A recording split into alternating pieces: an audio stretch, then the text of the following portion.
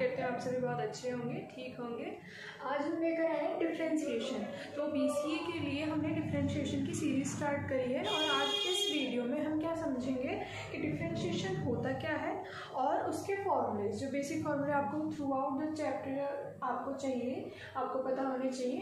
इनका प्रूफ वगैरह आपसे एग्जाम में पूछा नहीं जाता, तो सिर्फ आपको फॉर्मूले लर्न करने की ज़रूरत है, जो कि आपको क्वेश्चन की प्रैक्टिस में लर्न हो जाएंगे। तो सबसे पहली बार डिफरेंशिएशन होता क्या है, ये क्या है, एक मेथड है जो कि यूज हो रहा है rate of change of a function f x with respect to its input x.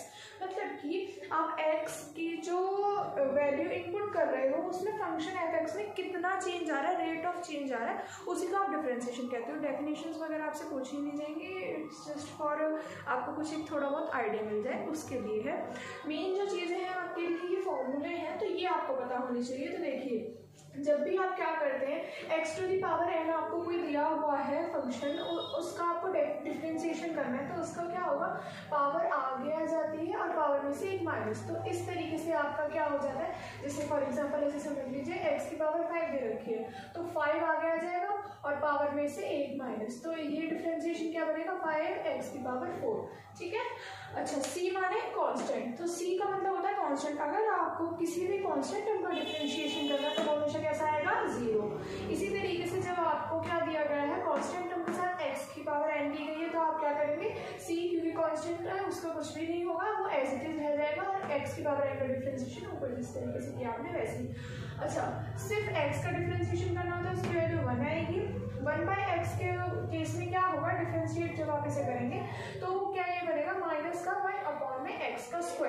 इसी तरीके से सिमिलरली जैसे जैसे पावर इंक्रीज होगी, जैसे यहाँ x था x² x³, ये जैसे जैसे बढ़ता चला जाएगा वैसे वैसे यहाँ फॉर्मूले में क्या चेंज जाएगा, ये जो पावर है वो यहाँ पहुंच जाएगी, जैसे 1 है तो यहाँ 2 हो जाएगा और पावर भी इंक्रीज हो जाएगी।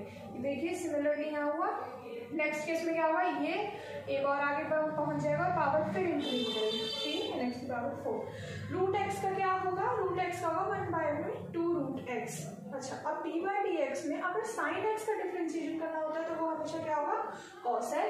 सिमिलरली cos x का होगा नेगेटिव sin x, माइनस का sin x, tan x का sec²x, cot x के केस में होगा माइनस का cos x²x, sec x के केस में sec x tan x, cos x के केस में माइनस का cosec x and cot x। Sine inverse x का डिफरेंशिएशन क्या होगा, 1/√1 - cos इनवर्स x का क्या होगा, cos इनवर्स x का क्या होगा, माइनस का 1/। सिमिलर फॉर्मूले है, कोई डिफरेंस नहीं है, बस माइनस आ जाएगा cos केस में। सिमिलरली tan वाले के लिए क्या होगा, tan इनवर्स x के लिए 1/1 + x²। और cot के केस में क्या हो जाएगा, cot इनवर्स के लिए यहाँ पर भी माइनस आ जाएगा। तो आपको एक फॉर्मूला याद करने की जरूरत है दोनों के लिए। इन दोनों के लिए एक फॉर्मूला, बस नेगेटिव आ जाएगा, इन दोनों के लिए एक फॉर्मूला, यहाँ पे भी नेगेटिव आ जाएगा। सिमिलरली sec इनवर्स x के केस में क्या होगा, 1/x √x²-1। और जब आप कहाँ जाएंगे, cosec पे जाएंगे तो यहाँ पे माइनस हो जाएगा। ठीक है। उसके बाद log e x आता है, या फिर log x का जब आपको डिफरेंशिएशन करना है तो उसका जो डिफरेंशिएशन बनेगा वो बनेगा 1/x। और जब आपको log a और x का इस तरीके से डिफरेंशिएशन करना है तो 1/x log a होगा।